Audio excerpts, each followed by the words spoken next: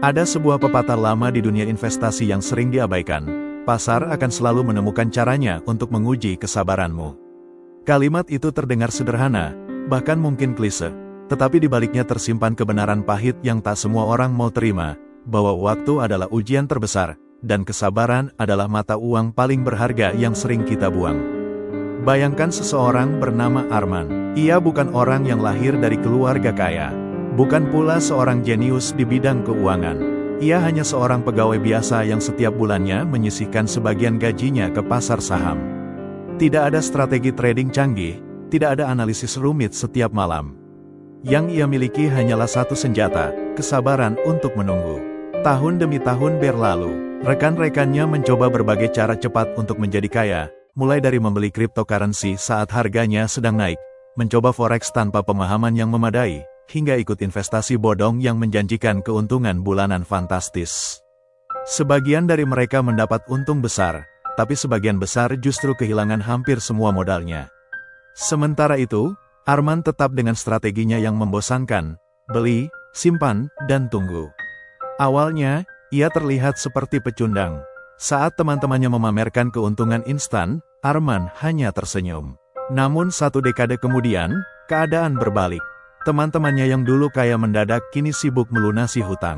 Sedangkan Arman, ia memiliki portofolio yang nilainya sudah berlipat ganda, bukan karena trik ajaib, tapi karena ia mengizinkan waktu bekerja untuknya. Bukan tentang menemukan saham terbaik, atau waktu beli yang sempurna, tetapi tentang menghargai kekuatan waktu. Kita akan melihat bagaimana efek bunga berbunga bukan hanya teori matematika, tapi sebuah kekuatan alam yang bekerja diam-diam untuk mereka yang sabar. Kita akan membedah mengapa kebanyakan orang gagal memanfaatkannya, dan bagaimana kita bisa mengubah pola pikir agar tidak terjebak dalam obsesi hasil instan. Bab ini adalah undangan untuk berpikir panjang, untuk menerima bahwa menjadi kaya bukanlah perlombaan sprint, melainkan maraton yang menguji mental, ego, dan konsistensi. Dan seperti yang akan kita lihat, pemenang sejati bukanlah mereka yang berlari paling cepat, tapi mereka yang bertahan hingga garis akhir, dengan waktu sebagai sahabat terdekatnya. Bayangkan sebuah ruangan sunyi. Di tengahnya, ada satu barisan domino yang tersusun rapi. Potongan pertama hanya setinggi jari kelingking, sementara di ujung barisan berdiri sebuah papan raksasa setinggi pintu rumah. Lalu, seseorang dengan pelan mendorong domino pertama. Tak, tak, tak. Dalam hitungan detik, semua domino tumbang.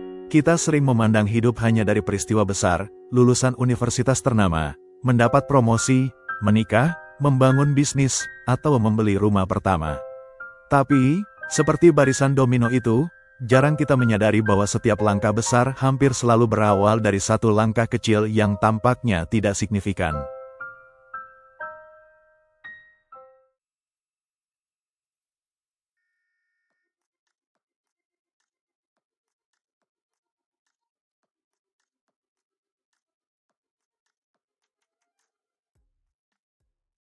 Warren Buffett pernah berkata, hidup adalah kumulatif dari keputusan yang kamu buat setiap hari.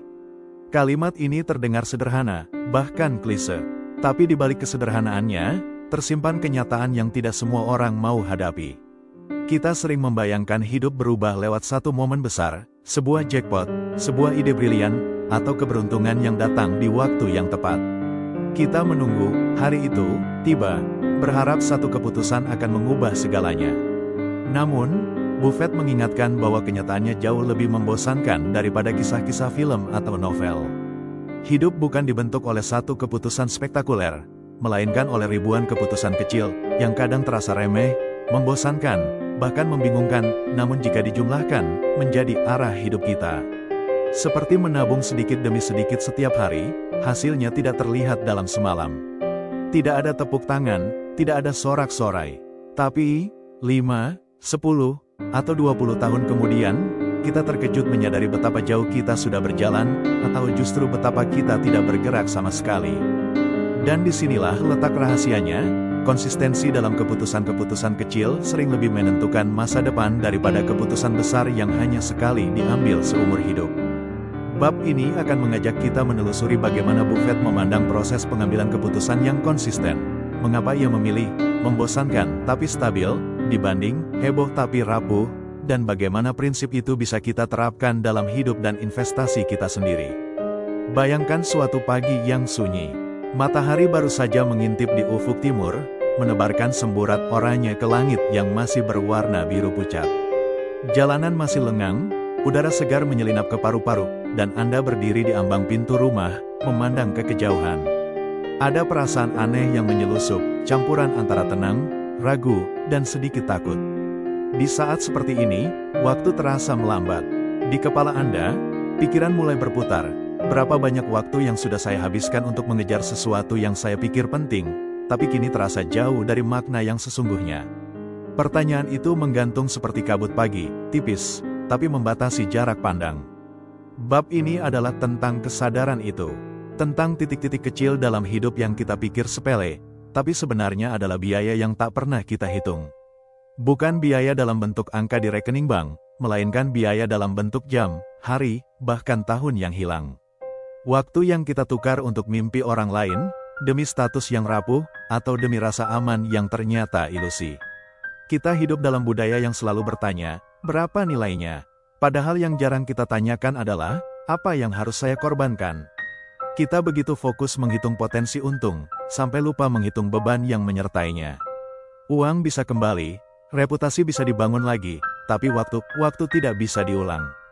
Warren Buffett pernah berkata, "Price is what you pay. Value is what you get." Tapi yang jarang disadari orang adalah, harga itu bukan hanya uang, dan nilai itu bukan hanya materi. Harga terbesar yang kita bayar seringkali adalah sesuatu yang bahkan tidak kita sadari sedang keluar dari genggaman, kesehatan mental, hubungan dengan orang yang kita cintai, atau bahkan jati diri kita sendiri. Bab ini bukan sekadar tentang investasi di pasar saham. Ini adalah tentang investasi yang lebih sunyi, tapi jauh lebih mahal, investasi kehidupan. Setiap keputusan yang kita buat, sekecil apapun, adalah pertukaran. Saat Anda memilih satu hal, Anda sebenarnya sedang mengatakan tidak pada ribuan hal lain. Itulah opportunity cost yang jarang kita hadapi dengan jujur. Kita akan membicarakan bagaimana seorang investor legendaris bisa begitu sabar menunggu. Bagaimana ia menghitung bukan hanya potensi keuntungan, tapi juga potensi kehilangan waktu. Kita akan belajar bahwa keputusan terbaik seringkali bukan yang memberi hasil terbesar, tapi yang memberi ruang untuk hidup dengan tenang. Jadi, sebelum kita masuk lebih dalam, tarik napas. Bayangkan kembali pagi itu, dengan cahaya matahari yang hangat namun singkat. Tanyakan pada diri sendiri, berapa harga yang rela saya bayar untuk hidup yang saya inginkan? Dan, yang lebih penting lagi, apakah saya benar-benar siap membayarnya? Karena di akhir perjalanan ini, Anda mungkin akan menyadari bahwa waktu adalah satu-satunya mata uang yang nilainya selalu naik, dan kita semua sedang menghabiskannya, suka atau tidak. Ada sebuah ironi yang jarang kita sadari ketika berbicara tentang tujuan hidup dan perencanaan masa depan, kita berusaha merencanakan sesuatu untuk versi diri kita yang, pada kenyataannya, belum sepenuhnya ada. Kita duduk di meja kerja, menulis target 5 tahun, 10 tahun, bahkan 20 tahun ke depan, dengan keyakinan penuh bahwa kita akan tetap menjadi orang yang sama seperti hari ini. Kita membayangkan versi masa depan yang memiliki keinginan, nilai, dan prioritas yang mirip dengan kita sekarang. Tapi, mari kita jujur sejenak. Siapa di sini yang masih memegang teguh mimpi masa kecilnya? Siapa yang masih punya hobi, cita-cita, atau bahkan selera yang sama seperti 10 tahun lalu? Kemungkinan besar, sebagian besar dari kita sudah berubah. Bukan hanya dari segi fisik, tapi juga dari cara berpikir, cara melihat dunia, dan cara menilai apa yang benar-benar penting. Perubahan itu tidak selalu terasa dramatis. Kadang ia datang perlahan, hampir tak terdeteksi, seperti air yang mengikis batu satu tetes demi satu tetes. Lalu tiba-tiba, kita tersadar, orang yang kita lihat di cermin hari ini sudah bukan lagi kita yang dulu. Dan disinilah paradoksnya, kita sering merencanakan hidup berdasarkan asumsi bahwa diri kita akan tetap sama. Padahal, jika ada satu hal yang pasti dalam hidup, itu adalah perubahan diri.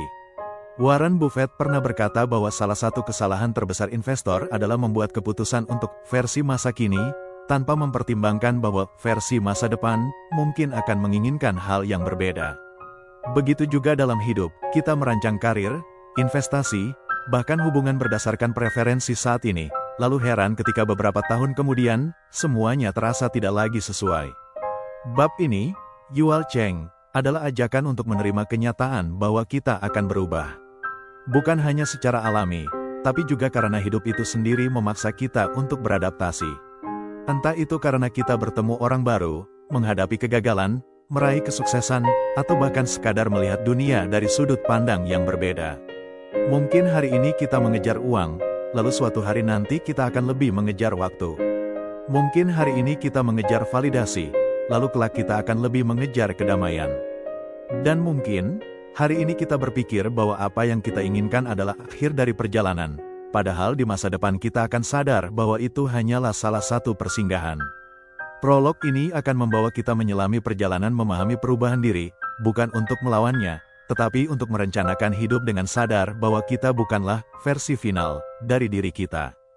Karena jika kita bisa menerima bahwa kita akan berubah, kita juga bisa merancang keputusan yang lebih fleksibel, lebih bijak, dan lebih selaras dengan perjalanan panjang kehidupan. Jika kita melihat ke belakang, seringkali momen-momen yang benar-benar mengubah hidup datang dari keputusan kecil yang kita ambil di saat yang, pada waktu itu, tampak biasa-biasa saja. Momen-momen itu tidak selalu disertai gemuruh tanda atau perasaan bahwa kita sedang berada di titik balik hidup. Sebaliknya, ia sering datang tanpa peringatan, di tengah rutinitas harian yang monoton, di sela-sela kesibukan, atau bahkan saat kita merasa sedang tidak melakukan sesuatu yang penting. Seperti Warren Buffett yang, di usia remaja, secara kebetulan menemukan dan memutuskan untuk membaca buku The Intelligent Investor karya Benjamin Graham. Tidak ada pesta perayaan saat ia membuka halaman pertama. Tidak ada yang bertepuk tangan atau mengumumkan, ini adalah awal perjalananmu sebagai investor legendaris. Itu hanyalah sebuah sore biasa, seorang remaja duduk dengan sebuah buku di tangannya. Tapi dari keputusan sederhana itulah, sebuah filosofi investasi yang kelak mengubah sejarah dunia keuangan mulai tertanam dalam pikirannya. Ia tidak tahu bahwa membaca buku itu akan menjadi benih yang kelak tumbuh menjadi hutan keyakinan dan strategi yang menopang kekayaannya selama lebih dari setengah abad. Dan jika kita pikirkan, hidup kita sendiri juga sering bekerja dengan cara yang sama. Berapa banyak persahabatan berharga yang bermula dari pertemuan singkat yang bahkan tidak kita rencanakan. Berapa banyak peluang kerja yang awalnya hanya berasal dari satu pesan singkat di tengah malam. Berapa banyak keputusan spontan, seperti menerima ajakan pergi, mencoba hal baru, atau berbicara pada orang asing, yang diam-diam memutar haluan hidup kita ke arah yang sama sekali tak pernah kita bayangkan. Mungkin Anda masih ingat, suatu hari, Anda memutuskan untuk hadir di sebuah acara yang awalnya Anda enggan hadiri. Anda bertemu seseorang, berbincang sebentar, lalu pergi tanpa ekspektasi. Beberapa bulan kemudian, orang itu menelepon, menawarkan peluang yang mengubah hidup Anda. Atau mungkin Anda iseng mengunggah karya sederhana di media sosial, yang kemudian dilihat oleh seseorang yang kelak menjadi rekan bisnis, mentor, atau bahkan pasangan hidup Anda. Yang menarik adalah, pada saat kita membuat keputusan-keputusan itu, kita jarang menyadari dampaknya. Kita tidak pernah tahu momen mana yang akan menjadi titik balik, dan mana yang hanya akan lewat begitu saja. Seringkali, baru bertahun-tahun kemudian kita menoleh ke belakang dan berkata, kalau saja hari itu aku tidak, lalu kita mengisi titik-titik itu dengan peristiwa kecil yang ternyata membawa konsekuensi besar. Inilah salah satu keindahan sekaligus misteri kehidupan. Setiap hari kita berjalan di atas jalan yang penuh dengan pintu-pintu kecil. Sebagian pintu kita buka, sebagian kita biarkan tertutup. Dan terkadang, satu pintu kecil yang kita buka tanpa pikir panjang bisa membawa kita ke ruangan yang mengubah seluruh arah perjalanan hidup.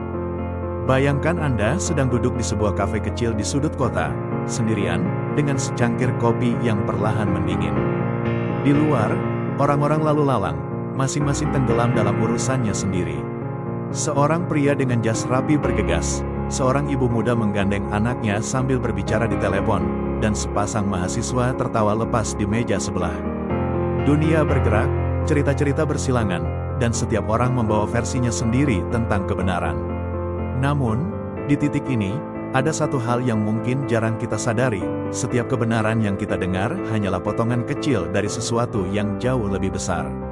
Sama seperti kita tidak pernah bisa melihat seluruh pemandangan dari balik jendela kecil, kita juga tidak pernah bisa sepenuhnya memahami seluruh konteks dari satu peristiwa, satu keputusan, atau satu kehidupan. Manusia pada dasarnya adalah makhluk yang mencari makna. Kita mengumpulkan fakta, menyusun narasi, lalu meyakininya sebagai kebenaran. Tetapi apa yang kita sebut kebenaran seringkali hanyalah interpretasi, hasil dari sudut pandang, bias, pengalaman, dan keterbatasan pengetahuan kita. Dan yang lebih rumit lagi, kebenaran itu tidak hanya satu. Ia seperti prisma yang memantulkan cahaya dalam banyak warna. Apa yang terlihat biru bagi seseorang bisa terlihat merah bagi orang lain.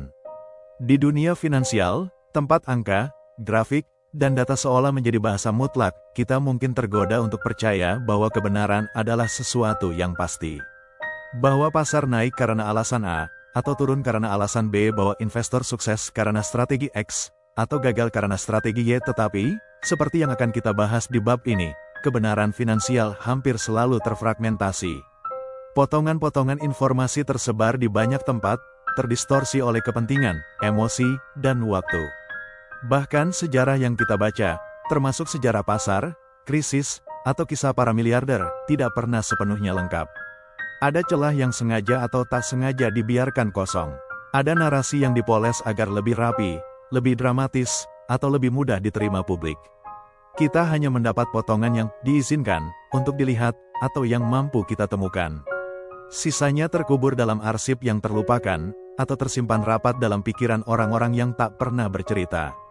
Disinilah letak paradoks yang akan menjadi inti pembahasan kita. Bagaimana kita bisa membuat keputusan yang bijak jika kebenaran yang kita miliki selalu parsial? Bagaimana kita bisa percaya pada fakta, jika setiap fakta lahir dari sudut pandang tertentu? Dalam perjalanan bab 26 ini, kita akan membongkar lapisan-lapisan tersebut. Kita akan melihat bagaimana persepsi dibentuk, bagaimana informasi dikurasi, dan mengapa terkadang kita lebih nyaman percaya pada narasi yang sederhana meskipun kenyataan jauh lebih kompleks. Kita akan belajar bahwa menjadi investor, dan bahkan menjadi manusia yang bijak, bukan tentang menemukan kebenaran absolut, tetapi tentang mengelola keputusan di tengah ketidaklengkapan informasi. Sebelum kita melangkah lebih jauh, ingatlah satu hal sederhana namun sangat penting. Di setiap cerita, selalu ada sisi yang belum kita dengar. Di setiap data, selalu ada konteks yang hilang. Dan di setiap kebenaran yang kita genggam, selalu ada kemungkinan bahwa itu hanyalah satu dari sekian banyak versi yang ada. Selamat datang di bab 26. Mari kita mulai membuka lapisan demi lapisan, dan melihat dunia sebagaimana adanya, rumit, berlapis, dan penuh kebenaran yang tak pernah lengkap. Bagaimana cara memastikan domino yang kita dorong adalah domino positif, bukan yang negatif? Ibaratnya, setiap kali kita mengambil keputusan, kita sedang memilih domino mana yang akan kita sentuh. Mungkin ukurannya sama, tapi arah jatuhnya bisa sangat berbeda. Satu bisa membawa kita ke jalur yang lebih baik, yang lain justru menyeret kita ke pusaran masalah. Untuk memastikan kita mendorong domino yang benar, ada 3 prinsip sederhana yang bisa menjadi kompas. 1. Mulai dari yang paling mudah dilakukan. Jangan menunggu datangnya motivasi besar atau momen sempurna, karena kalau kita menunggu, bisa jadi kita tidak akan pernah mulai. Kunci awal adalah memilih langkah yang begitu kecil, begitu sederhana, sehingga nyaris mustahil untuk gagal. Bayangkan seseorang ingin membiasakan diri membaca. Daripada memaksa diri langsung membaca 1 jam penuh setiap malam, ia bisa mulai dengan 1 halaman sebelum tidur. Kecil, iya, tapi 1 halaman itu adalah domino pertama yang akan membuka pintu ke halaman berikutnya, lalu bab berikutnya, hingga akhirnya membaca menjadi kebiasaan yang tidak lagi dipaksakan. Langkah kecil ini penting karena otak kita cenderung menolak perubahan besar yang terasa mengancam. Dengan memulainya dari sesuatu yang ringan, kita memberi sinyal pada otak bahwa ini aman, dan ini bisa dilakukan. 2. Pastikan arah benar. Domino pertama tidak harus langsung menghasilkan perubahan besar, tapi ia harus jatuh ke arah yang benar, sejalan dengan tujuan yang ingin kita capai. Kalau arah salah, setiap domino berikutnya hanya akan menjauhkan kita dari tempat yang seharusnya kita tuju. Misalnya, seseorang ingin meningkatkan kesehatannya. Ia memutuskan mulai berolahraga, tapi ia memilih olahraga yang tidak ia sukai hanya karena tren atau tekanan sosial. Hasilnya, ia cepat bosan dan berhenti.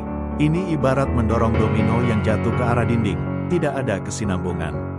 Sebaliknya, kalau ia memilih aktivitas fisik yang benar-benar ia nikmati, Seperti berjalan pagi sambil mendengarkan podcast, domino itu akan jatuh ke arah yang akan memicu domino lain. Jadwal tidur lebih baik, energi harian meningkat, bahkan hubungan sosial membaik karena suasana hati yang lebih stabil.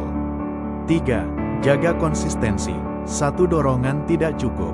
Perubahan yang berarti lahir dari serangkaian dorongan yang terus-menerus, bahkan ketika hasil belum terlihat. Disinilah banyak orang menyerah, karena mereka mengira domino pertama seharusnya langsung menjatuhkan semua domino lain dengan efek dramatis. Padahal, dalam kenyataannya, terkadang domino-domino itu berjarak. Kita harus terus berjalan, mendorong domino berikutnya, lalu yang berikutnya, sampai akhirnya efek berantai mulai terasa. Konsistensi ini seringkali lebih penting daripada kekuatan dorongan awal. Dorongan kecil tapi konsisten, hari demi hari, bisa mengalahkan dorongan besar yang hanya terjadi sesekali.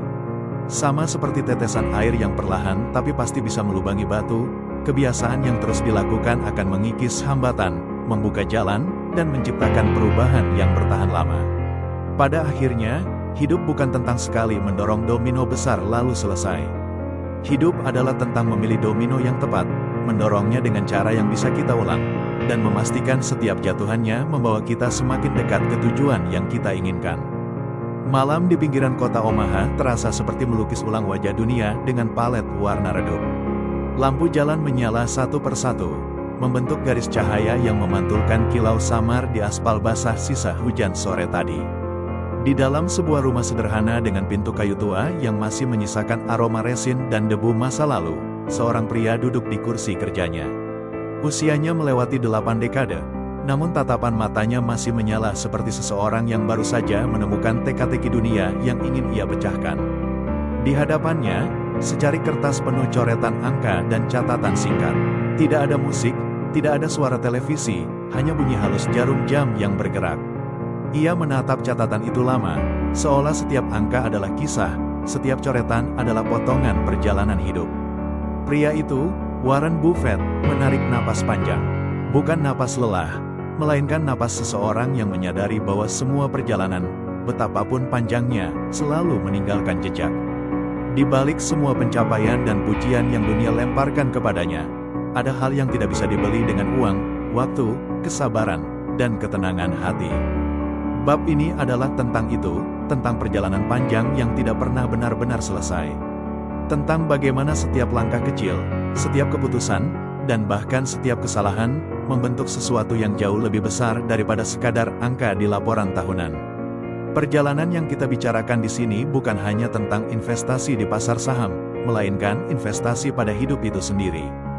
Bagaimana mengarungi badai ketidakpastian tanpa kehilangan arah, bagaimana merangkul proses ketika hasilnya belum terlihat, dan bagaimana belajar berjalan tanpa tergesa, meski dunia berteriak agar kita berlari. Bayangkan sebuah sungai yang mengalir tanpa henti. Ada musim di mana airnya deras, menghantam batu-batu besar dengan tenaga yang memekakkan telinga. Ada pula musim ketika alirannya tenang, hampir tak terdengar. Namun, apapun musimnya, sungai itu tetap mengalir. Begitu pula perjalanan hidup, kadang penuh tantangan, kadang hening dan membosankan, tapi selalu bergerak maju. Di halaman-halaman berikutnya, kita akan menyelami bagaimana Buffett memandang hidup sebagai proses panjang yang tak bisa dipercepat. Kita akan belajar mengapa ia tidak pernah tergoda oleh kilatan kekayaan instan, dan mengapa ia percaya bahwa kesuksesan sejati tidak diukur dari kecepatan, tetapi dari arah dan konsistensi. Karena pada akhirnya, perjalanan ini bukanlah lomba. Tidak ada garis finish yang pasti. Yang ada hanyalah kita, dengan segala keyakinan, keraguan, keberanian, dan rasa takut, melangkah setapak demi setapak, menjaga irama, dan memastikan bahwa setiap langkah yang kita ambil adalah langkah yang tidak kita sesali. Maka, mari kita buka bab ini dengan perlahan. Biarkan kata-kata ini menjadi pijakan awal sebelum kita menelusuri perjalanan panjang yang telah ditempuh, dan yang akan terus berjalan, bahkan setelah halaman terakhir ditutup.